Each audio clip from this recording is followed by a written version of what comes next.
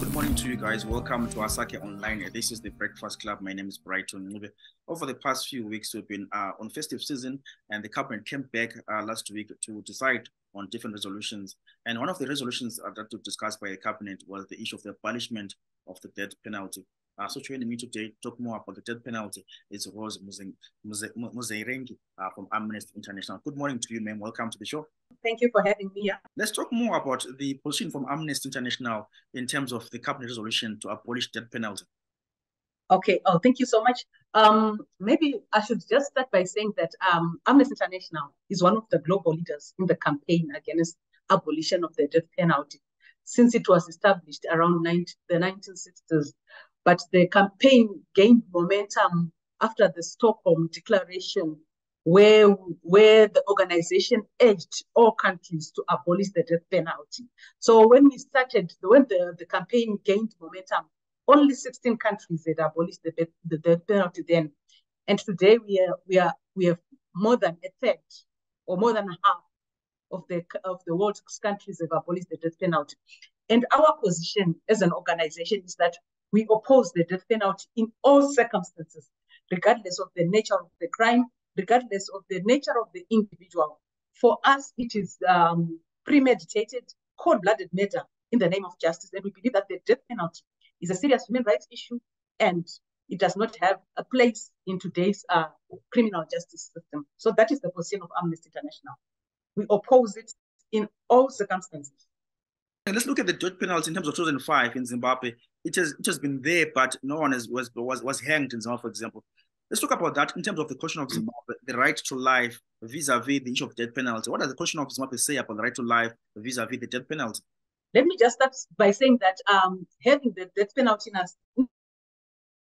in our statutes as a country is under threat because the right to life anchors all other rights. Without life, there is no right to enjoy. So when you look at the death penalty would be violated, like you rightly said that Zimbabwe has not executed anyone for the past more than 18 years now. And what does it mean from a human rights perspective? We talk of the death penalty phenomenon or the death row syndrome, whereby just being on death row for that length of time is a violation to the dignity that is inherent in each and every one of us. There's so much that happens when you are on death row. There's the torture, the psychological torture, and the impact on your relatives, and the torture that happens within an individual when you don't know when you'll be executed. And when you also look at the other component of human rights, that when you are on death row, you are in solitary confinement. You know, when you are in solitary confinement, which means you have very little time to interact with other inmates. That is also a human rights violation. And you find that the conditions of some of the cells in which these death row inmates are kept are inhuman. They are degrading. So there's a whole violation of rights that happens when somebody remains on death row for such a long period of time. Thanks so much, Rose, for that. But also, Rose, let's look at it in terms of Amnesty International. What some of the campaigns that you guys have been doing over the past years? Some of the campaigns you've been doing over the past years in terms of abolishment of the death penalty. Maybe walk us through some of these campaigns that you've been doing as Amnesty International. Okay, abolition of the death penalty campaign. It's indicating that my internet is unstable. But anyway, so the abolition of the death penalty campaign has been the major campaign in Amnesty. We are known for campaigning for the death penalty. And over the years, what we have been doing around the death penalty is that we have got an advisory status at the UN. And we were part of that team that pushed for a global moratorium on the death penalty, which is voted for at the UN General Assembly once every year. So we have been part of that process, influencing governments to vote in favor of the global moratorium on the death penalty. And when you look at the voting pattern, I think we have made quite a lot of inroads. As it keeps changing, we keep getting more countries voting in favor of the global moratorium on the death penalty at UN level. And then within Amnesty, what we have been doing is we've also developed advocacy tools that countries can use in their various regions, where they can advocate and lobby government to move towards abolition of the death penalty in countries where the death penalty has not been abolished. What we've also done as an organization is to mobilize. We are a membership organization. So in cases where there's imminent execution, we mobilize our members across the globe. We mobilize them to put pressures on those governments that are about to execute a particular individual. And we build a case against the execution. Particularly, you find that the death penalty is applied in a very discriminatory way. So we build a case and engage governments and mobilize our members to put pressure on those governments not to execute. We have heard quite a number of successes with regards to what we call urgent actions on the death penalty. Sometimes we've been successful, other times we have not been. We have been able to stop quite a number of executions through our mobilization of our members at a global level.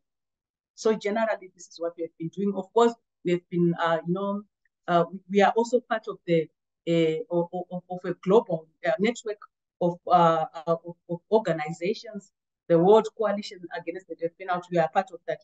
We are part of that membership where we mobilize at a global level. We engage governments to move towards abolishment of the death penalty in the various countries. Well, guys, for just joining us today, I'm joined by Rose Muzerengi from Amnesty International, talking more about the issue of the death penalty. Maybe, Rose, let's talk about the issue now. There's been this debate to say if someone commits murder or if someone rapes a child or a minor, the issue of the death penalty should be enforced. What do you think about those crimes that are committing, in particular rape as well as murder? Should a death penalty be enforced on certain crimes, or should we abolish death penalty as our cabinet has issued out last Monday on their cabinet meeting? Okay, as our position as Amnesty is that, like I indicated earlier, that we oppose the death penalty regardless of the nature of the crime. No crime should attract the death penalty. That is according to Amnesty. That is our position since 1977.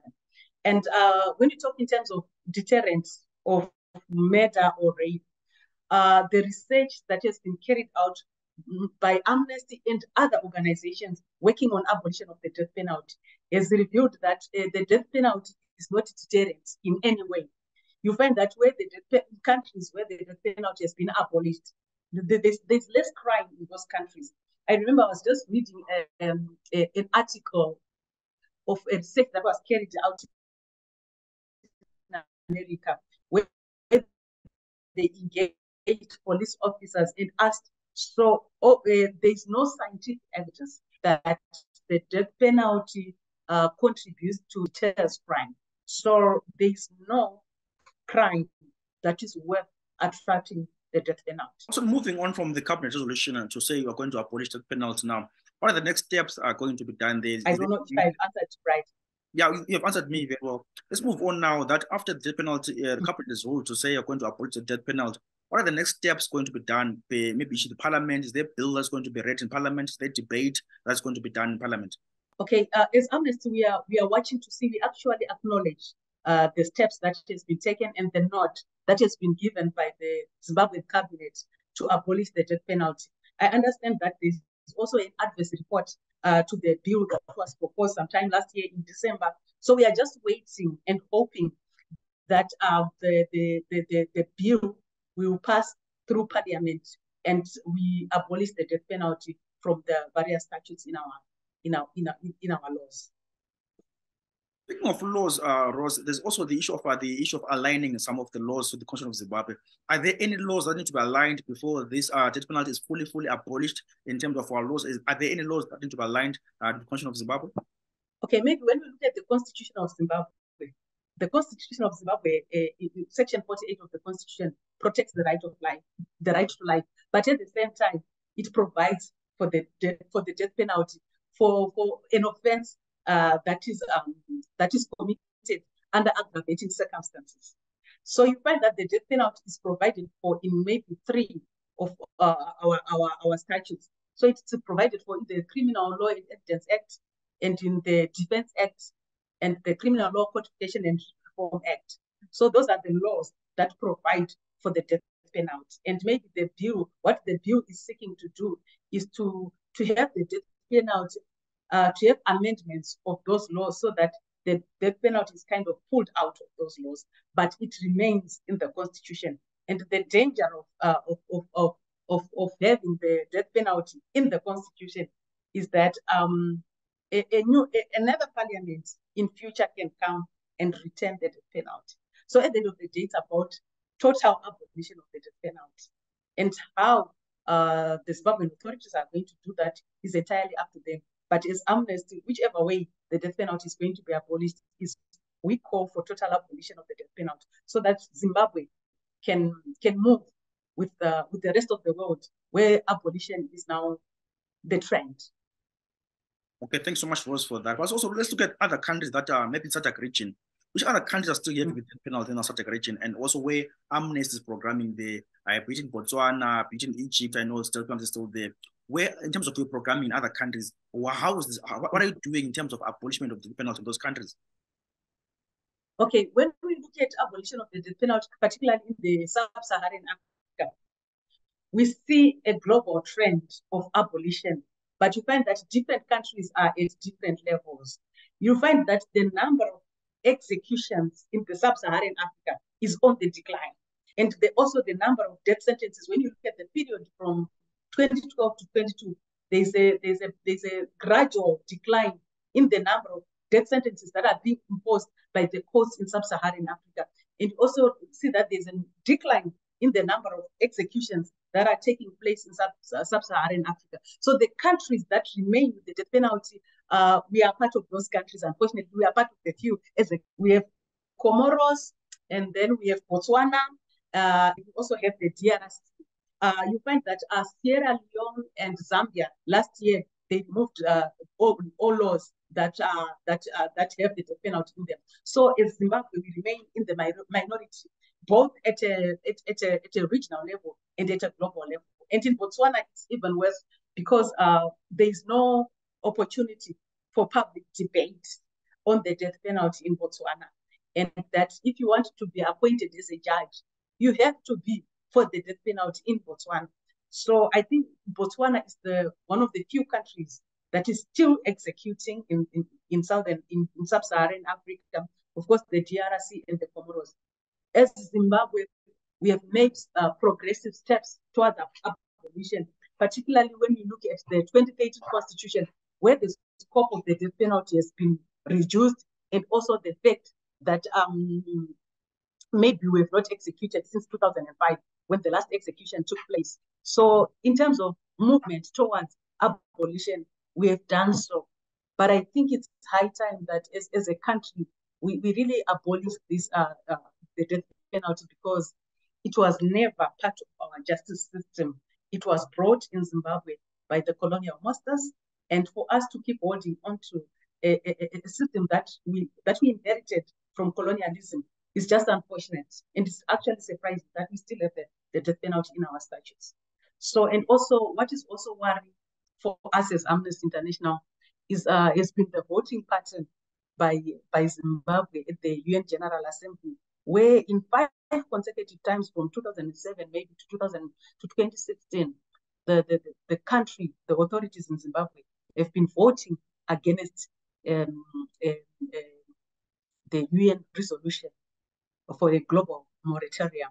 But we have seen a shift in the past votings in 2020 and 2022, where Zimbabwe has abstained. But we want to see a situation. There's going to be another voting this year, and we are hoping that the country will vote in favor of the resolution for a global moratorium on the death penalty.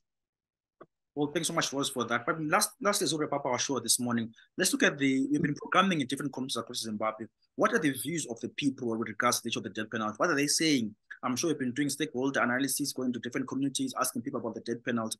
What are they saying about the death penalty in terms of before it was abolished by the cabinet? What were people saying about that? Okay, no, thank you, Brighton.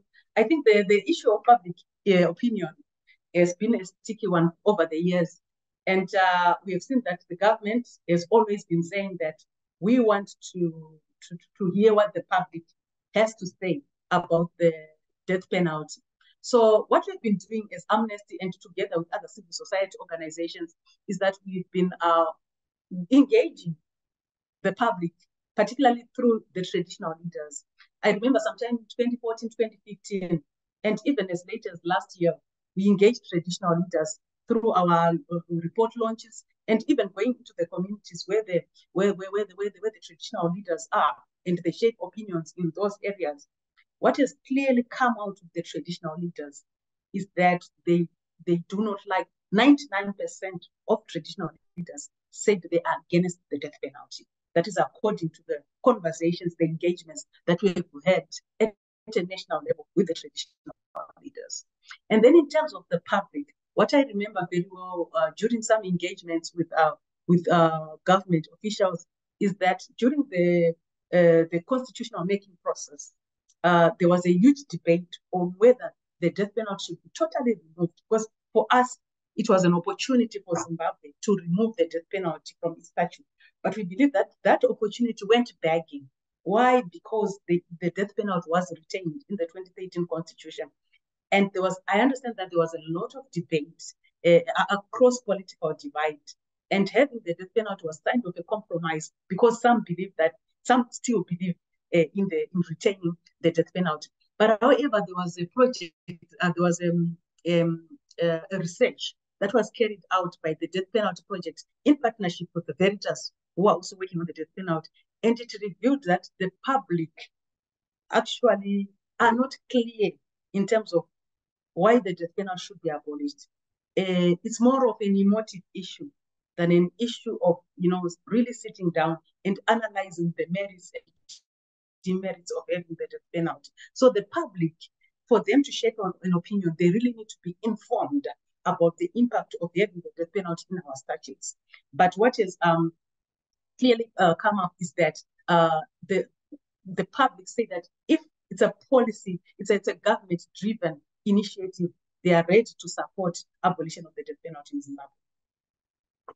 Thanks so much, Rose, for your time this morning. We're left with, I think, under a minute for us to wrap up the show this morning. Thanks so much, Rose, for joining us. That was Rose Muzerengi, coming from Amnesty International, speaking to us about the issue of the death penalty. Remember, on Monday, the cabinet said, and they abolished the death penalty. So it's quite interesting. We see what's the next move as they're going to be built, debated in Parliament. It's quite interesting there, and we'll wait to see what's going to happen next. Thanks so much, Rose, for your time this morning. For myself, Brighton Ncube, guys, please do follow site on YouTube, TikTok, Facebook, as well as Instagram, and do enjoy the rest of our programs. For myself, Brighton Ncube, it's bye for now.